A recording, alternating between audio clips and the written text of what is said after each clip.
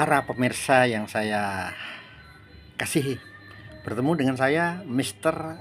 Tony dari kota kecil Barumbung dekat Makassar. Sebagai seorang yang beriman kepada Sang Pencipta Tuhan Allah, saya tentu saja ya percaya ya dengan apa saja yang disampaikan lewat lewat kitab suci saya ya, Injil ya, bahwa di situ peran malaikat itu sejak zaman Musa ini betul-betul ada. Namun saya sebagai seorang yang praktisi kesehatan 3 dimensi ya, ingin lebih dalam lagi ya mengulik tentang malaikat ini ya. Oleh karena itu saya secara teori saya ya, saya dari budaya Jawa, maka saya mencoba untuk menghubungi untuk menghubungi dia setiap saat. Maka sampai saya menciptakan sebuah lagu ya. Lagu itu berjudul Ya Malaikat. Bukan Ya Malaikat, tapi judul itu adalah Sahabat Jatiku. Bagi saya malaikat adalah sahabat jatiku yang sekarang selalu sepanjang masa bersama saya. Sejak saya lahir itu malaikat sudah sudah bersama saya. Dan bila nanti besok lusa saya mati, meninggal dipanggil Tuhan, maka malaikat itu adalah sahabat saya ya. Oleh karena itu saya terus menerus menghubungi dia ya. Bahkan saya sempat membuat lagu yang berjudul Sahabat Jatiku. Beginilah lagunya ya.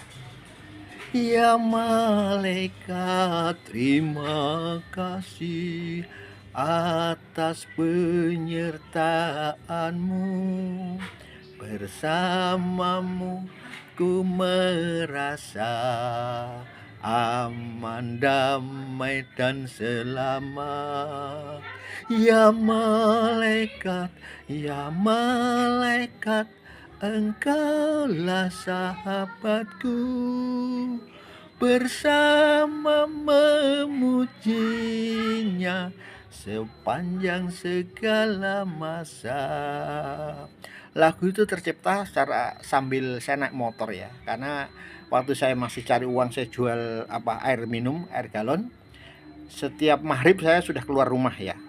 Maka saya tahu bahwa di perjalanan itu ya tentu saja risikonya tinggi ya kalau kita naik motor ya, apalagi gelap-gelap ya. Nah, maka itu lagu itu saya cipta pelan-pelan ya. Saya cari saya cari syair-syairnya ya. Nah, setelah beberapa saat lagu itu tercipta ya. Jadi saya percaya sampai sekarang, karena banyak peran malaikat itu benar-benar saya alami sendiri ya. Salah satu peran dia ya, saya ingat tahun 1985 ya. Saya itu waktu itu ada di UPT, Unit Pemukiman Transmigrasi di Towari Poliang 1 ya, Kabupaten Buton. Nah, itu kejadian pada tengah malam ya, jam 12 atau jam 1 ya.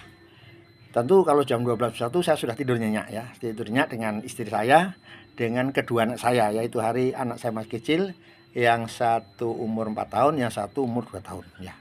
Nah, tiba-tiba ya semua tertidur pulas ya, saya juga pulas tidur di satu di satu kelambu ya, kan banyak nyamuk di sana ya. Terus itu tiba-tiba saya punya anak saya nomor 2 yang Isbat, yang sekarang ada di Gorontalo itu, dia langsung bangun teriak-teriak ya, melonjak-lonjak sambil bilang takut begitu. Nah, saya terbangun. Begitu terbangun, saya langsung berdoa, Tuhan terima kasih Engkau sesudah melindungi saya ya. Nah, itu kejadian pertama ya. Jadi saya pikir malaikat ini bagi saya melindungi saya ya.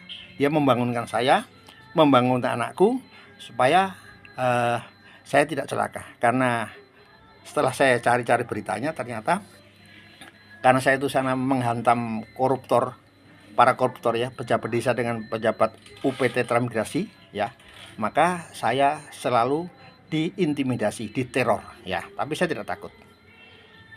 Ya, ternyata pengalaman malam hari itu ya, lalu saya refleksikan, oh barangkali ada kuasa jahat yang akan menyerang saya. Nah, kebetulan saya jalan-jalan ya, karena saya suka jalan-jalan. Saya disuruh suruh singgah ya di orang tua, sama-sama orang transmigran dari Jawa. Nah, namanya siapa nama itu? Namanya saya Mbah Jayadi ya, sama yang sudah tua ya. Nah, dia bilang, "Mas, singgah dulu." Saya terima kasih.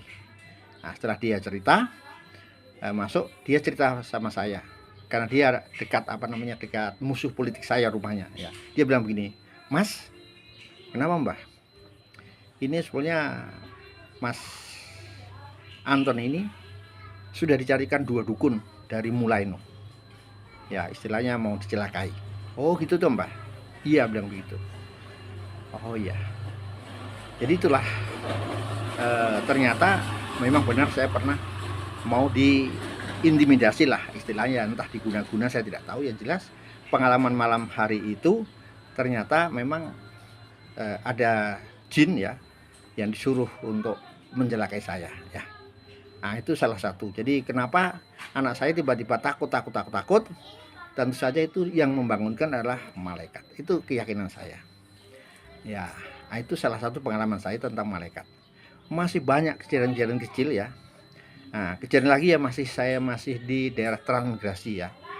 Nah, itu juga tengah malam ya. Kan saya kalau sore itu biasa karena saya begadang, maka saya saya merebus air ya. Nah, masuk air karena pakai tungku kayu saja. Jadi kayu-kayu kering itu banyak sekali, kayu-kayu satu lengan-lengan itu banyak. Nah, terus di sampingnya tungku itu, memang saya ada tumpukan kayu kering ya.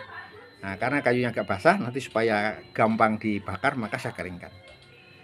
Nah, tapi tengah malam juga sekitar jam 12, jam 1, saya itu kan tidur nyenyak, tapi ada yang bangunkan, seakan-akan ada yang bangunkan. Begitu saya bangunkan, saya lihat itu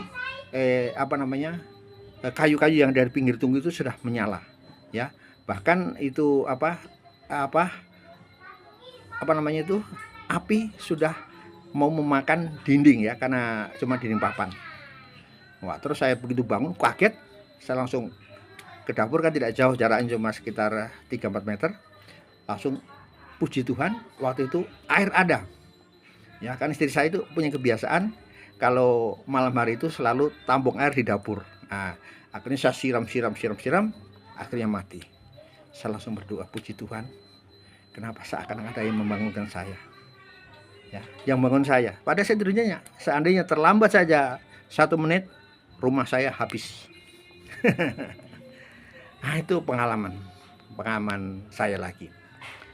Jadi masih banyak lagi pengalaman-pengalaman yang saya dapatkan tentang itu, peran yang tidak kelihatan ya. Jadi saya percaya ya bahwa diri saya ini adalah juga roh saya kan tidak pernah, saya yakin ya, roh saya itu tidak pernah tidur. Walaupun raga saya tidur, tapi saya ngomong ini, roh ini yang sifatnya imaterial ini tidak pernah tidur ya. Karena saya yakin juga roh ya, saya itu ya roh juga itu ya, yang ngomong ini bukan mulut saya, bukan aku ini